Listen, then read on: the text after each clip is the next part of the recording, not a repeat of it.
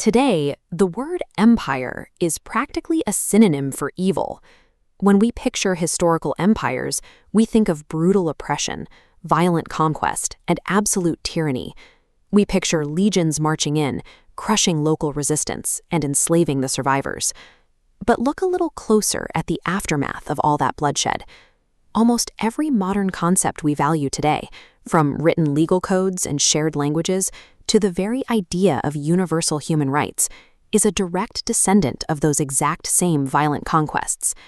Despite their undeniably brutal origins, empires have functioned as history's most ruthlessly effective engines for human unification. To understand how our interconnected, globalized society actually works, we have to look directly at the destructive forces that built it. First, we need to clear away some historical baggage. An empire isn't defined by its physical size. The Athenian Empire was smaller than modern Greece. It also doesn't require an autocratic emperor. The British Empire, the largest in history, was run by a democracy. An empire requires two mechanical traits. First, ruling a massive diversity of peoples, dozens of distinct ethnic groups and cultures forced under a single political umbrella. Second, flexible borders. A true empire swallows new territories without changing its basic identity or administrative structure. Strip away the moral judgments, and an empire is essentially a piece of socio-political technology.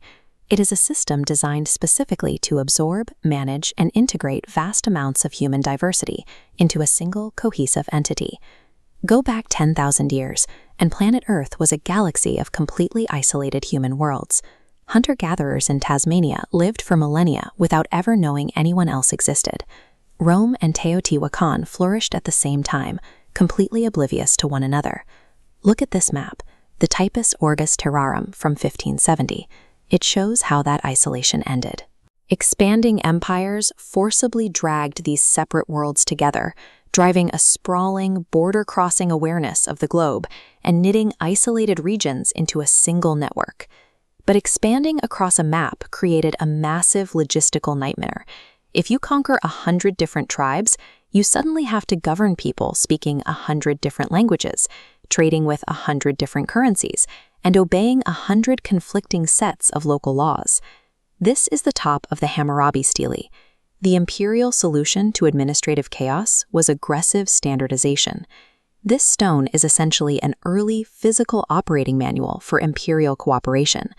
Rulers rolled out universal legal codes and shared infrastructure to control diverse populations. By forcing millions of total strangers to use the same bureaucratic operating system, empires enabled mass cooperation on a scale that had never been possible before. A merchant in one province could successfully trade with a complete stranger 1,000 miles away. This administrative convenience came at a permanent cost. Imperial standardization systematically deleted thousands of unique, independent human worlds, replacing them with a tightly integrated global network. We cannot ignore the blood required to build that network.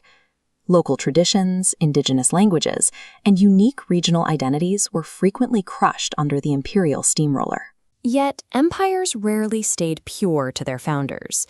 As they expanded, imperial elites routinely absorbed ideas, customs, and technologies from the very people they conquered, creating massive, hybrid melting pots.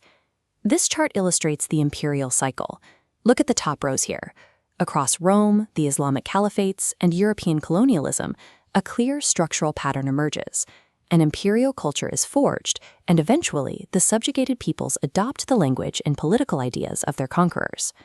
But the cycle contains a built-in turning point. Look at the bottom row. Once conquered populations fully internalize adopted values, they use them against their rulers. They demand equal status and rights in the name of the very common values the empire forced upon them. During the 20th century, Immyan subjects who had been educated in British schools used Western ideals of democracy, self-determination, and human rights to successfully demand their own independence from the British Empire. Because the conquered ultimately adopted the conqueror's culture, empires were incredibly stable. Historically, most empires fell to outside invasions or splits in the ruling elite, very rarely from internal rebellions trying to restore the pre-empire days. The imperial model dominated human history for 2.5 millennia because the standardized networks of trade, law, and security it created simply became too valuable for subject peoples to throw away.